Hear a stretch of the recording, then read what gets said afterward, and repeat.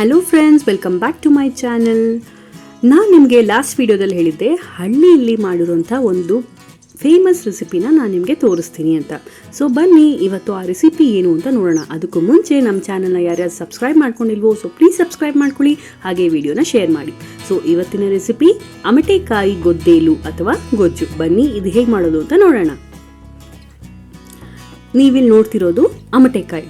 ಇದು ಅಂಗಡಿಗಳಲ್ಲಿ ಸಿಗುತ್ತೆ, ಎಸ್ಪೆಷಲಿ ಮಂಗಳೂರು ಸ್ಟೋರ್ಸಲ್ಲಿ ಸಿಗುತ್ತೆ, ನೀವು ಅಲ್ಲಿ ಹೋಗಿ ಕೊಂಡ್ಕೋಬೋದು. ಸೊ ಇದನ್ನೆಲ್ಲ ನೀಟಾಗಿ ನೀರಲ್ಲಿ ತೊಳ್ಕೊಳ್ಳೋಣ. ಪ್ರತಿಯೊಂದು ಕಾಯಿನೂ ನೀರಲ್ಲಿ ತೊಳ್ಕೊಂಡಾದ್ಮೇಲೆ ನಾವು ಈಗ ಒರಳು ಕಲ್ಲಲ್ಲಿ ಒಂದೊಂದೇ ಕಾಯಿನ ಜಜ್ಕೋಬೇಕಾಗತ್ತೆ. ಸೊ ಈ ಥರ ನಾವು ಜಜ್ಕೋಬೇಕು. ನೋಡಿ, ಈ ಥರ ಒಂದೊಂದು ಕಾಯಿನೂ ಜಜ್ಕೋಬೇಕು. ಸಿಪ್ಪೆ ಸಮೇತ ಜಜ್ಕೊಂಡ್ರೆ ತುಂಬ ಟೇಸ್ಟಿಯಾಗಿರುತ್ತೆ. ನಿಮ್ಮ ಮನೇಲಿ ಒರಳು ಕಲ್ಲು ಇಲ್ಲ ಅಂತಂದರೆ ಕುಟಾಣಿ ಅಂತ ಕರೀತಾರಲ್ಲ, ಅದರಲ್ಲಿ ಹಾಕಿ ಜಜ್ಕೋಬೇಕು. ಇಲ್ಲ ಅದು ಇಲ್ಲ ಅಂತಂದರೆ ನೀವು ಸಿಪ್ಪೆನ ಮಾತ್ರ ಹೆಚ್ಕೊಂಡು ಯೂಸ್ ಮಾಡ್ಕೋಬೋದು. ಆ್ಯಕ್ಚುಲಿ ಈ ಅಮಟೆಕಾಯಿ ತುಂಬ ಹುಳಿ ಇರುತ್ತೆ, ಸೊ ತುಂಬ ಟೇಸ್ಟಿಯಾಗಿರುತ್ತೆ. ಇದನ್ನು ಅಮಟೆಕಾಯಿ ಅಲ್ಲಿರ ಮಾವಿನಕಾಯಿ ಕೂಡ ನೀವು ಜಜ್ಕೊಂಡು ಮಾಡ್ಕೋಬೋದು. ನೆಲ್ಲಿಕಾಯಿ ಕೂಡ ನೀವು ಈ ರೀತಿ ಜಜ್ಕೊಂಡು ಇದರಲ್ಲಿ ಈ ರೆಸಿಪಿನ ಮಾಡ್ಬೋದು. ಸೊ ಒಟ್ಟಿನಲ್ಲಿ ಹುಳಿ ಬರೋ ಕಾಯಿ ಅಂದರೆ ಅಮಟೆಕಾಯಿ, ನೆಲ್ಲಿಕಾಯಿ, ಮಾವಿನಕಾಯಿ ಯಾವ್ದು ಬೇಕಾದ್ರೂ ಯೂಸ್ ಮಾಡ್ಬೋದು. ಸೊ ಈ ಥರ ಜಜ್ಜಿರೋ ಕಾಯಿಗಳನ್ನ ಒಂದು ಬೌಲ್ಗೆ ಟ್ರಾನ್ಸ್ಫರ್ ಮಾಡಾದ್ಮೇಲೆ ನೋಡಿ ತೋರಿಸ್ತಾ ಇದ್ದೀನಿ, ಈ ರೀತಿ ನಾವು ಜಜ್ಕೊಂಡಿದ್ದೀವಿ ಸಿಪ್ಪೆ ಸಮೇತ. ಈ ಸಿಪ್ಪೆ ಕೂಡ ನಾವು ಯೂಸ್ ಮಾಡ್ಬೋದು. ಸೊ ಈಗ ನಾವು ಮಸಾಲೆಗೆ ಏನೇನು ಬೇಕು ಅನ್ನೋದಕ್ಕೆ ರೆಡಿ ಮಾಡ್ಕೊಳ್ತಾ ಇದ್ದಾರೆ. ಸೊ ಒಂದು ಪ್ಯಾನ್ಗೆ 3 ರಿಂದ 4 ಚಮಚ ಎಣ್ಣೆ. ಸೊ ಹಳ್ಳಿಗಳಲ್ಲಿ ಕೊಬ್ಬರಿ ಎಣ್ಣೆ ಯೂಸ್ ಮಾಡ್ತಾರೆ ಅಥವಾ ಕಡಲೆಕಾಯಿ ಎಣ್ಣೆ, ನೀವು ಯಾವ್ದು ಬೇಕೋ ಅದನ್ನು ಯೂಸ್ ಮಾಡ್ಕೋಬೋದು.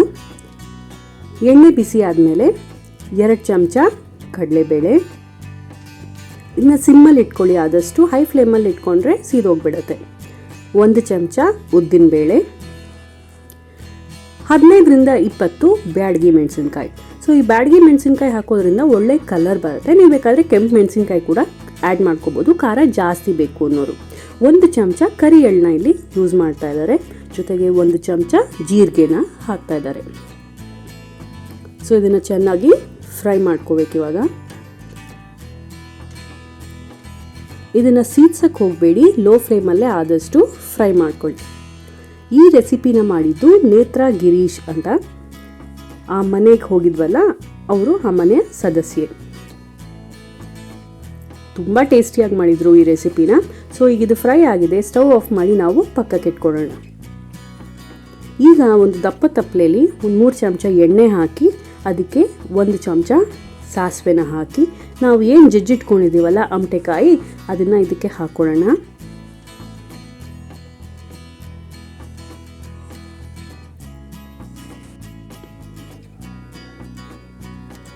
ಸೊ ಎಲ್ಲ ಹಾಕ್ಕೊಂಡು 1-2 ನಿಮಿಷ ಆಯಿಲಲ್ಲಿ ಚೆನ್ನಾಗಿ ರೋಸ್ಟ್ ಮಾಡ್ಕೊಳ್ಳೋಣ.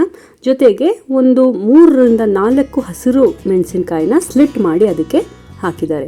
ಇಲ್ಲಿ ನೋಡಿ, ಇದು ಅಮಟೆಕಾಯಿ ತುಂಬ ಹುಳಿ ಇರೋದ್ರಿಂದ ಆ ಹುಳಿ ಕಮ್ಮಿ ಮಾಡಬೇಕು ಅಂದರೆ ಅದಕ್ಕೆ ಉಪ್ಪು, ಬೆಲ್ಲ, ಖಾರ ಎಲ್ಲ ಚೆನ್ನಾಗಿ ಬೀಳಬೇಕು. ಸೊ ಈಗ ನಾವು ಬೆಲ್ಲ ತೊಗೊಂಡಿದ್ದೀವಿ, ಒಂದು ಅರ್ಧ kg ಬೆಲ್ಲ. ಸೊ ಅದನ್ನು ಕುಟ್ಬಿಟ್ಟು ಈ ತಪ್ಪಲೆಗೆ ಹಾಕ್ಕೊಂಡಿದ್ದೀವಿ. ಈ ಥರ ನೀವು ಇಡೀನೇ ಹಾಕ್ಕೊಂಡ್ರೂ ಪರವಾಗಿಲ್ಲ, ಕರಗತ್ತೆ ಬೆಲ್ಲ ಆಟೋಮೆಟಿಕ್ಕಾಗಿ. ಸ್ವಲ್ಪ ರುಚಿಗೆ ತಕ್ಕಷ್ಟು ಉಪ್ಪು. ನೋಡಿ, ಇದು ಹುಳಿ ಆಗಿರೋದ್ರಿಂದ ಸ್ವಲ್ಪ ಉಪ್ಪು, ಬೆಲ್ಲ ಎಲ್ಲ ಜಾಸ್ತಿ ಹಾಕೊಳ್ಳಿ. ಈಗ ನೋಡಿ, ಬೆಲ್ಲ ಕರಗಿದೆ. ಸಿಹಿ, ಹುಳಿ, ಉಪ್ಪು 3 ಕಾಂಬಿನೇಷನ್ ಆಗಿ ಇಲ್ಲಿ ಕುದೀತಾ ಇದೆ. ಸೊ ಈಗ ನಾವು 1 ಚಮಚ ಅರಿಶಿಣದ ಪುಡಿನ ಹಾಕ್ಕೊಂಡ್ವಿ.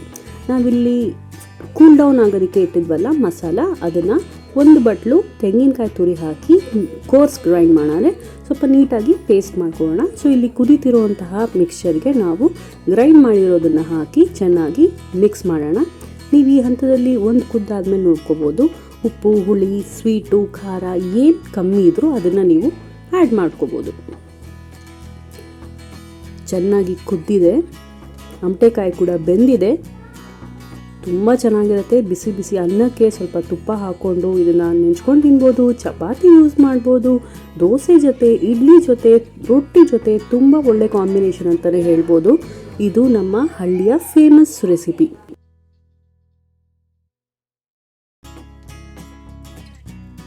ಸೊ ಹೇಗನ್ನಿಸ್ತು ಈ ರೆಸಿಪಿ? ಈ ವಿಡಿಯೋ ನಿಮ್ಗೆ ಇಷ್ಟ ಆದರೆ ಪ್ಲೀಸ್ ಲೈಕ್ ಮಾಡಿ, ಹಾಗೆ ನಿಮ್ಮ ಫ್ರೆಂಡ್ಸ್ ಮತ್ತು ರಿಲೇಟಿವ್ಸ್ ಜೊತೆ ಶೇರ್ ಮಾಡೋದನ್ನು ಮರಿಬೇಡಿ. ನಮ್ಮ ಮುಂದಿನ ವಿಡಿಯೋದಲ್ಲಿ ನಾನು ನಿಮ್ಮ ಜೊತೆ ಭೇಟಿ ಮಾಡ್ತೀನಿ. ಅಲ್ಲಿವರೆಗೂ ಟೇಕ್ ಕೇರ್. ಬಾಯ್ ಬಾಯ್.